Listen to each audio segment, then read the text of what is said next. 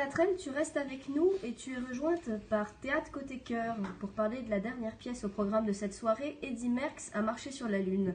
Alors ce soir, Bertrand devait être avec nous pour chroniquer la pièce, mais en raison de soucis d'intempéries, il ne peut pas être là avec nous et on va essayer de l'appeler pour qu'il soit avec nous en direct par téléphone. Et puis n'hésitez pas à le dire, si le son est trop mauvais, on coupera. Bertrand ? Ouais. Le 20 juillet 1969, le cycliste belge Eddy Merckx gagne son premier Tour de France et Neil Armstrong fait le premier pas sur la Lune. Dans cette pièce de Jean-Marie Pienne mise en scène par Armel Roussel, les histoires d'Eddy Merckx et de Neil Armstrong s'entrecroisent.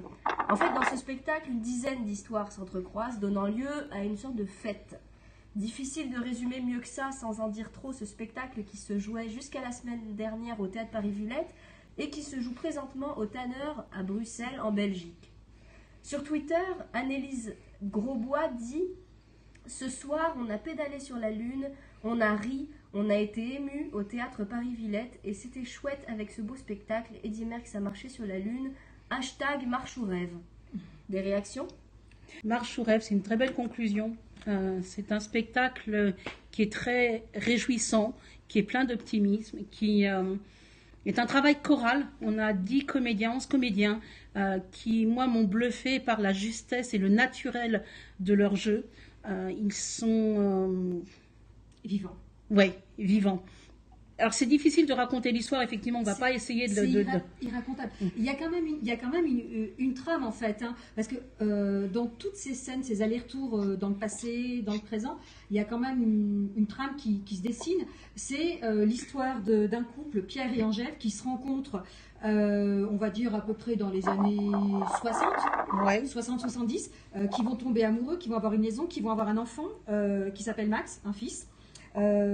Qui ensuite vont divorcer. Donc il y a l'histoire de ces jeunes-là, de ces jeunes amoureux, ce jeune couple, pardon, dans les années 70, on est en plein mai 68, en plein Woodstock. Et l'histoire de leur fils, quelques années après, devenu adulte, qui commence, en fait, l'histoire commence quand Pierre, leur fils, Max, leur fils, quitte sa compagne, Julia, qui est américaine. Donc, mais dans la pièce, en fait, on passe de mai 68 à aujourd'hui, à 2015, puisque ça 2015, se termine sur le Bataclan. Voilà, on fait des sauts en avant, en arrière, sur le côté.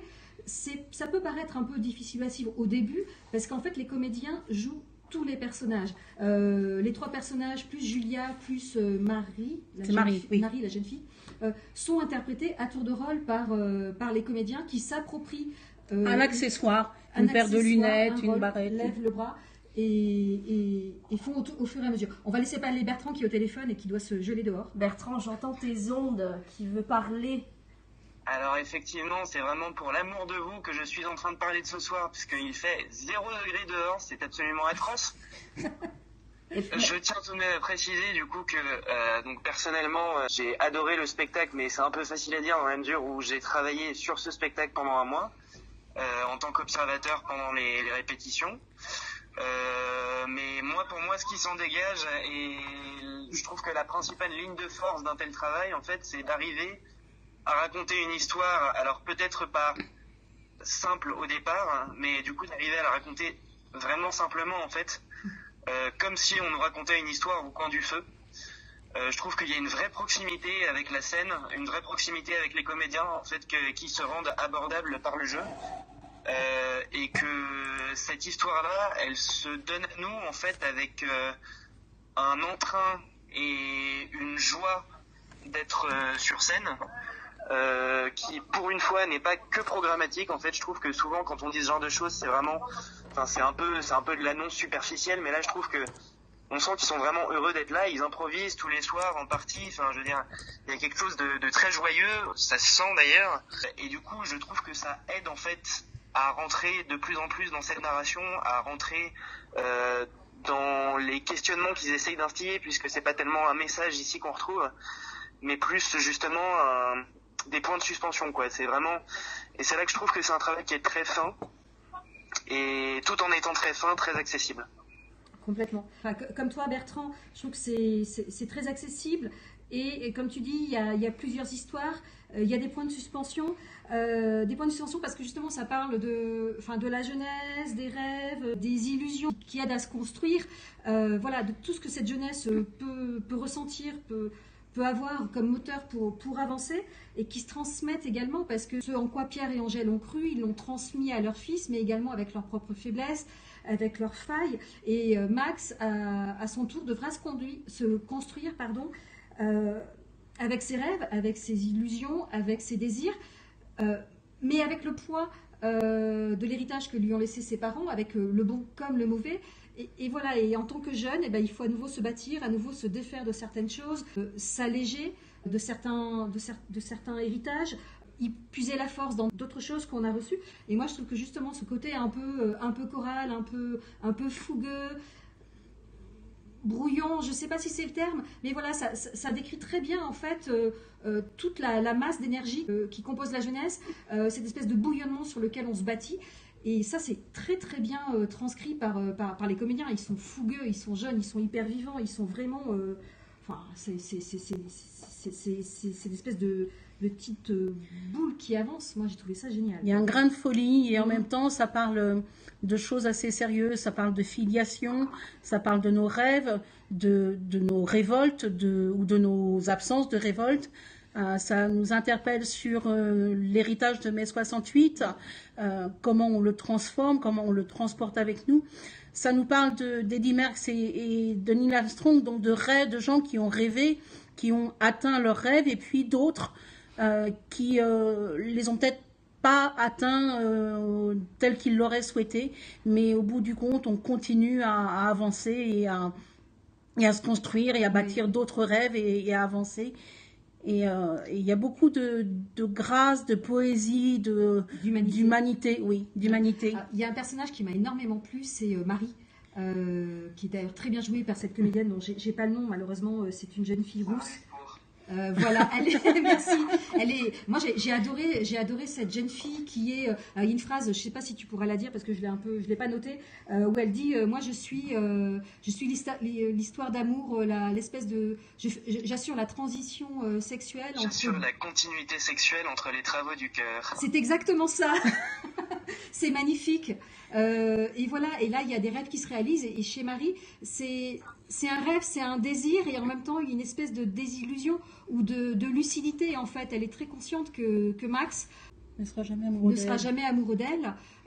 Il tient à elle, il l'aime bien, mais c'est pas son grand amour, c'est Julia son grand amour. Ouais. Donc voilà, il y a la fougue, il y a les rêves qui nous aident à avancer.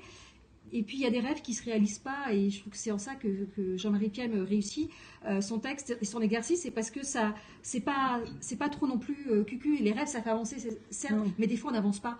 On souffre, c'est difficile, et je trouve qu'il réussit vraiment à retranscrire tout ça, et c'est génial. Et son propos est complètement universel. Je crois que le fait d'avoir ces personnages qui sont interprétés indifféremment par les uns ou les autres rend aussi le propos complètement universel.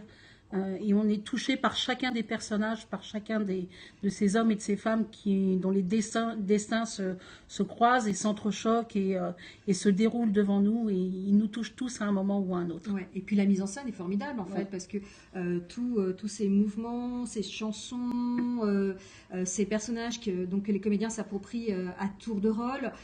Il y a de la musique sur scène, il y a un musicien en live sur scène, il y a une chanson de Barbara qui est complètement qui est interprétée qui est chantée dans toute sa durée. Il y a Mao Mao, on parle du film de Godard. C'est très inventif, c'est très riche, et pour moi c'est vraiment représentatif du bouillonnement de la jeunesse et du bouillonnement de la vie. Et voilà, il a réussi son pari, il a réussi son histoire, et personnellement, moi j'adore. Merci. Et alors, deux petits points si je peux me permettre. Bien sûr. Moi j'avais du coup une petite remarque à faire pour la fin. Déjà, je trouve que il y a un message que j'aime beaucoup dans ce spectacle aussi, c'est que c'est cette phrase de Walter Benjamin qui vient à un moment et qui dit en gros que la petite histoire est dans tous les cas toujours utile dans la grande histoire. Enfin, je veux dire, il n'y a pas d'histoire perdue en fait. Et c'est ça que je trouve assez intéressant avec ce spectacle aussi, c'est que justement ça assume ce côté de fiction comme vraiment une espèce de lentille qui va venir grossir quelque chose de plus grand que soi, Oui. pour aller explorer vraiment une histoire minimaliste, mais du coup qui a une portée presque universelle finalement. C'est ça, je trouve que c'est ça le mot, même si j'aime pas dire qu'un spectacle est universel, je trouve que justement c'est le fait d'assumer de prendre une petite histoire, ça je trouve ça vraiment très beau. Et la deuxième chose, c'est que je trouve qu'on voit aussi dans ce spectacle, comme dans plusieurs autres qu'on a vus ces derniers mois, tout l'intérêt de travailler avec un auteur vivant, c'est-à-dire le fait de pouvoir en fait s'amuser avec le texte tout en le servant. Et c'est ce qui se passe ici, je trouve, puisqu'il y a certaines séquences qui sont en partie improvisées, mais c'est vraiment marginal. Il y a certaines chansons qui ne se retrouvent pas forcément dans le texte, mais qui du coup renvoient vraiment directement au texte. Enfin, je trouve qu'il y a un côté où en fait ils s'amusent vraiment avec le texte, tant dans le jeu que dans la manière dont le texte a été mis en scène. Voilà. On voit qu'ils s'amusent. Ça se sent chez l'auteur et chez les comédiens. Et c'est ça, ça fait vraiment plaisir à voir, quoi.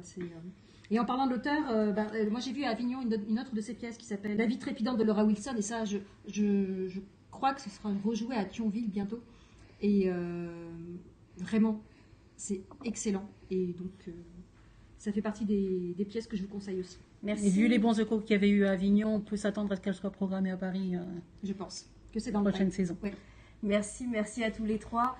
Eddy Merckx a marché sur la Lune de Jean-Marie Pienne, mise en scène par Armelle Roussel, donc, se joue jusqu'au 16 décembre au Tanner à Bruxelles et sera repris en mai 2018 au Nord-Est Théâtre à Thionville. C'était la dernière pièce au programme de cette 9e émission de Radio Mortimer. Je profite, Bertrand, de t'avoir au téléphone et avant que tu ne gèles complètement, est-ce que tu veux nous partager un coup de cœur ? Mais tout à fait, et en fait il s'agit du même coup de cœur que j'avais déjà cité il y a quelques mois, qui repasse à Paris, qui est donc saison 1 de Florence Minder, qui était passée au Centre Voleny Bruxelles en mars dernier, et qui donc repasse dans le cadre du Festival Impatience les 19, 20, 21 décembre au 104 pour 3 représentations vraiment exceptionnelles. Moi, ce que j'aime beaucoup chez Florence Minder, qui d'ailleurs, j'en profite pour le dire, jouera dans le prochain spectacle d'Armelle Roussel, c'est que c'est une comédienne, mais absolument incroyable.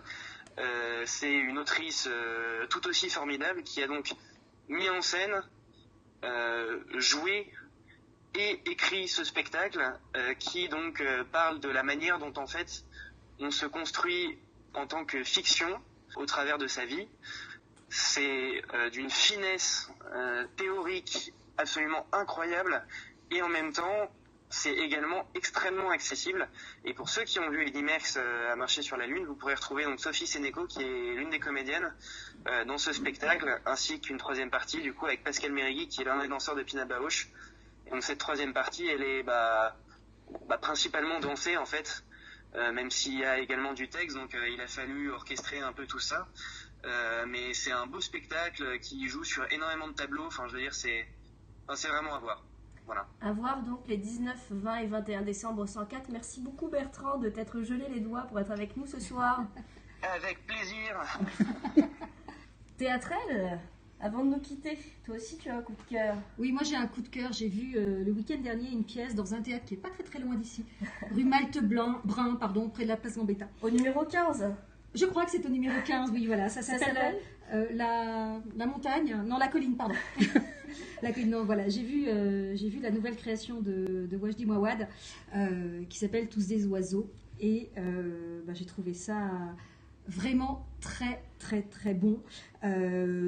Pour résumer très brièvement, c'est l'histoire d'un jeune couple, Ethan et Wahida, qui se rencontrent dans une bibliothèque new-yorkaise. Lui, il est étudiant en génétique, il est allemand et juif. Elle est étudiante en littérature ou sciences des civilisations, je ne sais plus exactement. Elle est américaine et arabe. Ces deux-là vont tomber amoureux. Voilà, ça se passe, ça démarre comme ça. Et puis un petit quart d'heure plus tard, ils sont à Jérusalem. On a compris qu'ils avaient entamé une liaison, qu'ils sont ensemble. Et Ethan est victime d'un attentat dans un bus piégé, si ma mémoire est bonne. Et il est dans le coma. Wahida, elle a échappé à l'attentat parce qu'elle était fouillée pendant qu'il attendait le bus. On va suivre un peu leur histoire et puis l'histoire de la famille d'Ethan, ses parents qui ont divorcé. qui sont juifs aussi bien sûr, qui vivent à Berlin, qui sont retournés à Berlin après la guerre. Le grand-père qui avait été déporté pendant la guerre. Et voilà, c'est toute cette histoire familiale, c'est une espèce de fresque très tragique, mais où il y a toujours beaucoup d'espoir et beaucoup d'amour dans les écrits de Wajdi. Et au travers l'histoire de cette familiale, de sa fresque familiale, pardon, il y a un petit peu la grande histoire, l'histoire de notre héritage, encore une fois, du poids des guerres, de la guerre des religions. Alors là, on n'est plus dans le conflit libanais, mais dans le conflit israélo-palestinien. Et il nous raconte notre conflit, notre histoire, d'autres difficultés à se construire, malgré les haines ancestrales dont on a hérité et puis qu'on cultive, qu'on s'amuse encore à cultiver. Ça, c'est le père de Ethan, David, qui représente tout ça. Et comme d'habitude avec Wajdi Mouawad, on est complètement embarqué, c'est enveloppant, c'est complètement envoûtant. On ne peut pas s'en sortir en fait, on est complètement happé, aspiré. La mise en scène, la scénographie est magnifique, c'est hyper bien joué. Voilà, j'ai pas grand chose à dire d'autre, si ce n'est allez-y, je ne sais plus jusqu'à quand ça se joue, mais c'est vraiment très bien. Je ne sais pas je sais pas bien en parler, mais c'est vraiment très bon. C'est en 4 langues, en arabe, en allemand, en hébreu et en anglais. On suit ça sans aucun problème, ça se lit et ça s'entend très facilement. Donc si ma mémoire est bonne, ça se joue jusqu'au 17 décembre à la Colline. Merci Théâtrelle pour ce coup de cœur. Théâtre Côté Cœur aussi, un petit spectacle à nous recommander vivement. Alors je voulais vous parler de Imagine-toi qui est repris au Théâtre des Mathurins de Julien Cotreau, qui est un clown blanc absolument fantastique que je vous encourage à aller voir. Et puis dans mes mails, j'ai vu la reprise d'un spectacle que j'ai beaucoup aimé. C'est au Théâtre de Belleville, ça s'appelle L'Inversion de la courbe. Ça va être repris du 7 janvier au 26 février prochain. L'inversion de la courbe, c'est l'histoire de Jean Éloy, qui est un cadre, Paul Éloy, qui est un cadre dans une boîte commerciale, un cadre au sommet qui ne vit que par la performance, la productivité. Et puis un jour, il y a un petit grain de sable qui va se mettre sur son chemin. Il y en a un plus fort, plus beau, plus grand qui va arriver. Et puis c'est la chute. Et en fait, dans cette pièce qui est très bien écrite, ce qui est intéressant, c'est que tout sonne très très juste et surtout, l'auteur donne la parole au laissés pour compte et nous interpelle sur la manière dont la société traite ces laissés pour compte. Il a écrit sa pièce en étant allé à la rencontre des gens que la société a laissés de côté. Il est allé les voir chez les petits frères des pauvres. Il les a écoutés, il a échangé avec eux et il en a écrit un texte qui est vraiment très juste, qui ne cherche ni à accuser, ni à donner de leçons, ni à être moralisateur. C'est juste une vision de la société qui est vraiment bien jouée, avec une très belle scénographie, un très beau travail sur les lumières et 5 comédiens qui sont absolument épatants. Voilà, c'est une satire politico-sociale qui nous interpelle, qui est faite très intelligemment et que je vous encourage donc à aller voir au Théâtre de Belleville à partir du 7 janvier. C'est la compagnie La Poursuite du Bleu qui interprète cette très belle pièce. Merci Théâtre Côté Cœur, merci à vous deux d'avoir chroniqué Eddy Merckx avec Bertrand qu'on a eu au bout du fil. Je vous rappelle les pièces qui ont été l'objet de nos échanges passionnés ce soir.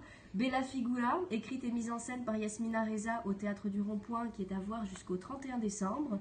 Après la pluie de Sergi Belbel, mise en scène par Lilo Bord au Théâtre du Vieux-Colombier à la Comédie Française, à voir jusqu'au 7 janvier. Les Trois Sœurs, adaptées d'Anton Tchekhov, mise en scène par Simon Stone au Théâtre de l'Odéon, à voir jusqu'au 22 décembre. Mélancolie, toujours d'après Tchekhov, mise en scène par Julie Deliquet avec le collectif In Vitro au Théâtre de la Bastille, à voir jusqu'au 12 janvier. Et enfin, Eddy Merckx a marché sur la Lune de Jean-Marie Pienne, mise en scène par Armel Roussel, à voir jusqu'au 16 décembre à Bruxelles, puis en mai 2018 à Thionville. J'aimerais remercier toutes celles et tous ceux qui sont venus autour de la table ce soir, Théâtre Côté Cœur, Sur les planches, Mordu de théâtre, Théâtrelle, Titi Katiam, Bertrand qu'on a eu au bout du fil et Yann. Merci à vous, chères auditrices et auditeurs, merci de nous avoir écoutés. Merci pour vos réactions sur les réseaux sociaux au hashtag Radio Mortimer. Et surtout, un très très grand merci à l'équipe du Théâtre de la Colline à Paris pour sa générosité et pour son accueil ce soir. Pour terminer, j'aimerais remercier toutes les personnes qui œuvrent dans l'ombre, qui nous soutiennent, qui font aussi partie de l'équipe et que nous aurons peut-être le plaisir de recevoir lors de la prochaine émission qui devrait se tenir à la rentrée 2018. D'ici là, vous pouvez nous suivre sur les réseaux sociaux et n'hésitez pas à nous apostropher au hashtag Radio Mortimer. À la prochaine!